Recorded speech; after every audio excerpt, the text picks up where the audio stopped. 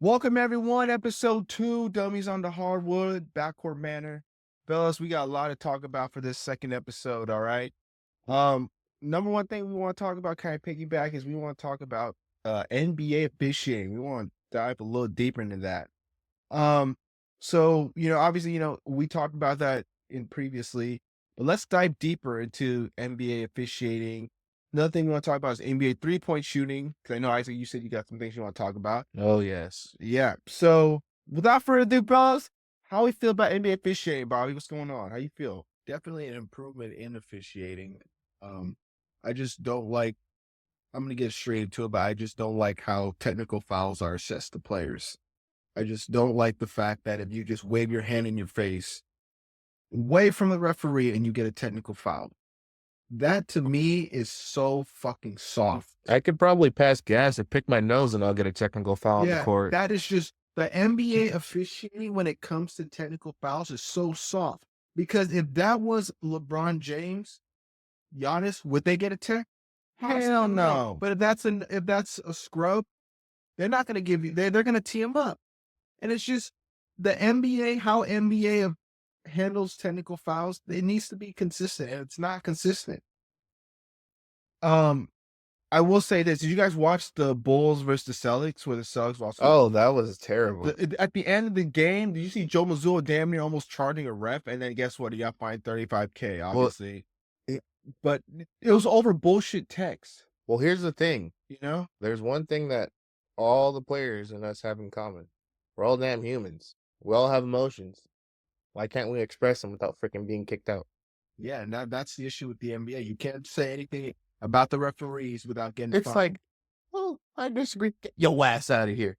Yeah, it's like one little thing. The thing is like there's certain things where you don't tell ref fuck you. Obviously, you don't. Oh yeah, there's certain things, but every player can say, "Man, that's a dumbass call. Man, that's stupid." I can say, I want to say it. We all should be able to say it, but we can't be saying it nowadays because guess what? We don't get fined. And look at the case with Joe Mazzulla. You know what I mean? And did you listen to his post game speech after about what happened? I didn't. Yeah, so basically what he said is he was real nice about it. He said, "Oh yeah, I just want to go say hi and just wish him happy holidays and stuff like that." Basically, he was trying to keep his money, but he still got fined. That's stupid. But we all know why he was going after that, because it was stupid technical fouls. 3 technical fouls in the last 5 minutes of the game. So it was so silly. One of them was over a jump ball. You know what's rampant? You know what's so rampant too, to jump off your point, Benny? All the fouls. Like, we were talking about it in the episode. The Lakers and the Grizzlies, 2 minutes left? Foul. Take down the ball. Foul. Free throw. Foul. Side out of bounds. Foul. It's like the longest 2 minutes ever. I swear. It's just the referee. But what I do like about the officiating now is that they're starting to let them become a little physical. You're starting to see a little bit of a low-scoring game, which I like, which I enjoy.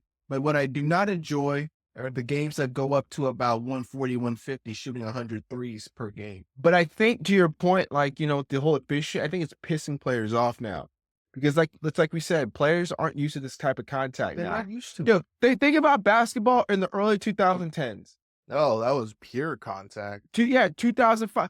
That shit was physical as fuck. And that was a lot of fun to watch. It was also prevalent? The mid-range shot. Not anymore. Apparently, it's a bad shot. It's either you get a layup or a 3-point shot. The mid-range. I have an interesting quote here that I saw the other day. Yeah, I wanted it. It's a lost art. And they wonder why NBA ratings are so low. For that exact reason. Let's see.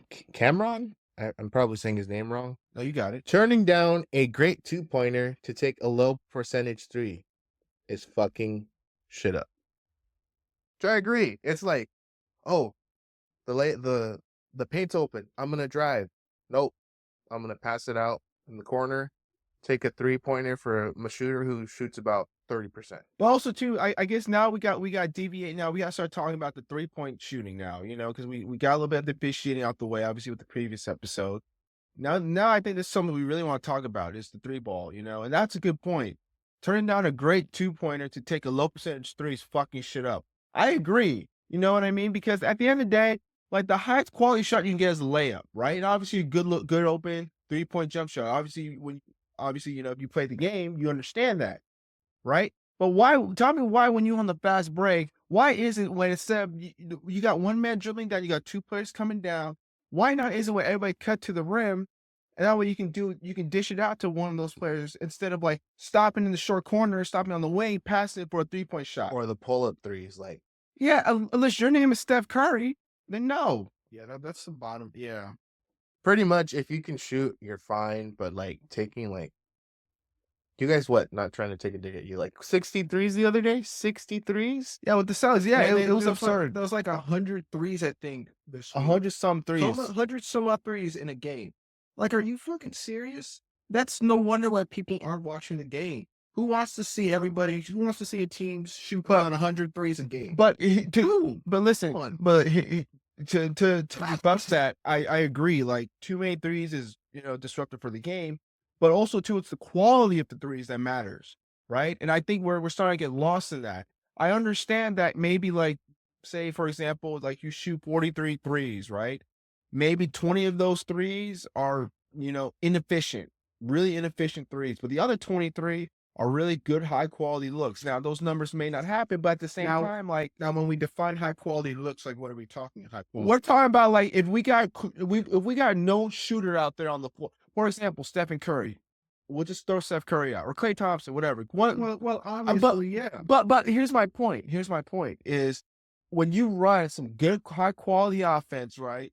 It's within the offense. It's within the offense, It's not right? forced. It's not forced. You got players these days doing step back threes for no reason, right? James Harden started it. You know what I mean? He started with the pattern in between the legs, cross, step back, travel. I'm just talking about the transition threes. I think those are the most awful attempts, unless you're Steph Curry. Well, unless you're a shooter. unless you're a unless shooter. It depends who's like shooting it, but like, yes, 3 is greater than 2. But Yeah. if you're getting a higher chance of scoring, but one less point, Why not just take? why just just take not the take two? the mid range? And I Take the agree. two, yeah. And I agree, but like I said, if you're a shooter, then I wouldn't mind if that's a shooter.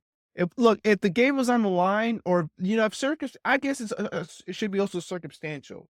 Like we need to look at it from that standpoint. It's got to be circumstantial because, like, say for example, like you're down 3 with like under a minute left, right? And you're going down, you get a turnover. You want to get obviously you want to get the 2, but if you got the guy out there shooting the 3 ball, right? he's lights out shooter, give it to him, shoot the 3 ball. You know what? And there are times where it's just like some people just don't need to be shooting the ball. Look, all I'm saying is 100 threes in a game is fucking ridiculous. That's way too many threes in a game. And the way they play right now, like I get it, but you shoot 100 threes between two teams in a game. High quality. So are you just talking about threes in I'm general? talking about threes in general. So- 100 threes in a game. Some of them are high quality. Some are bad quality. Let's just keep it real. So we need to really be talking about the bad quality threes versus the quality threes. That's what we were talking about. Well, you said threes in general. That's what we were talking.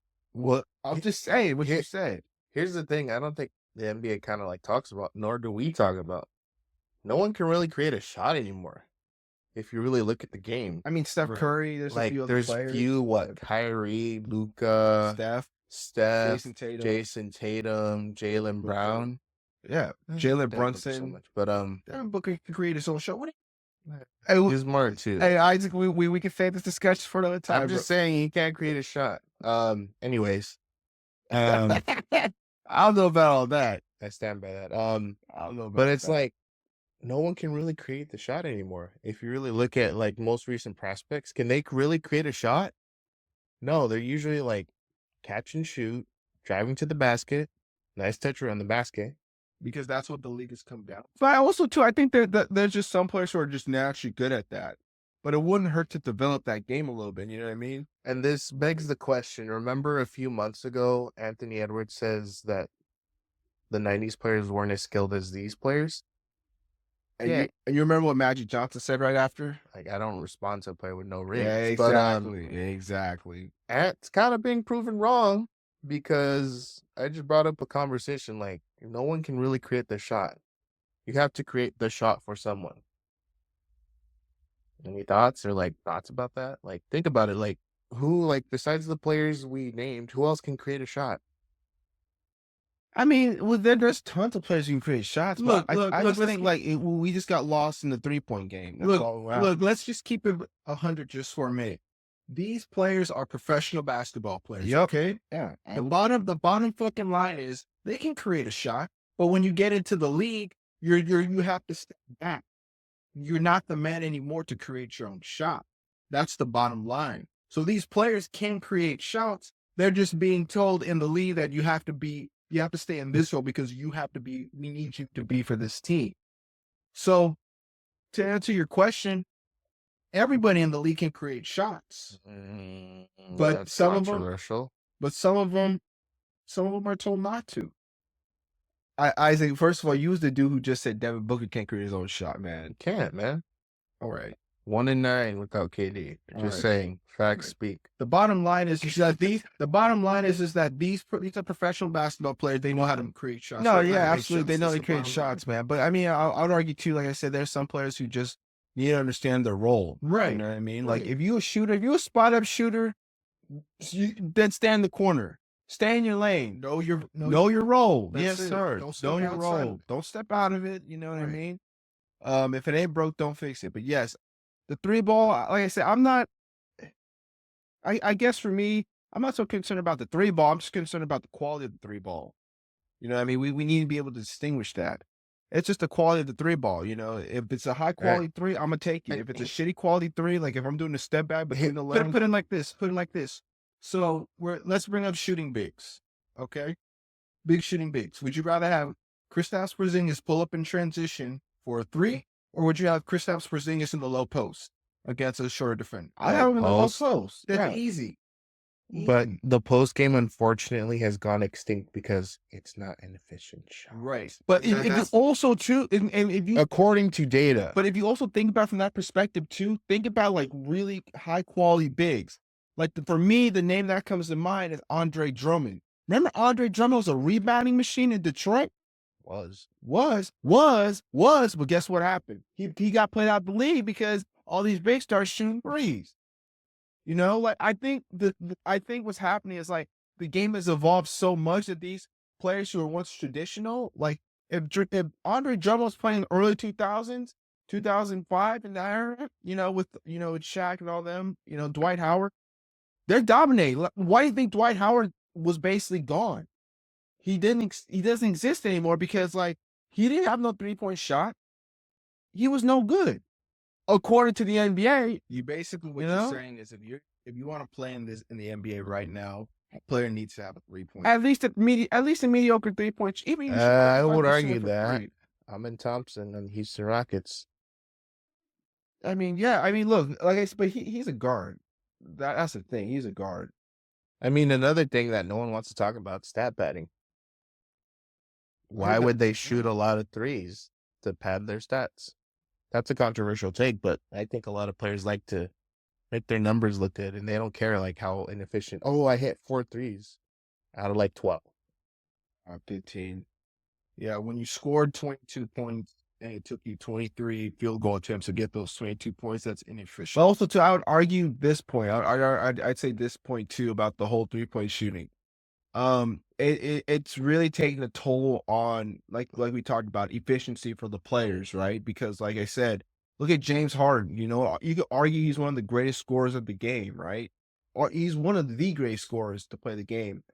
However, when we take a step back and look at his game, you know what? What's his patented move? Between the legs, Step back. cross, step back, probably take 2-3 steps back, Go to travel. Go to You the know what I strip mean? club after the game. Go to strip clubs, foul. You don't get foul. But my point is real simple.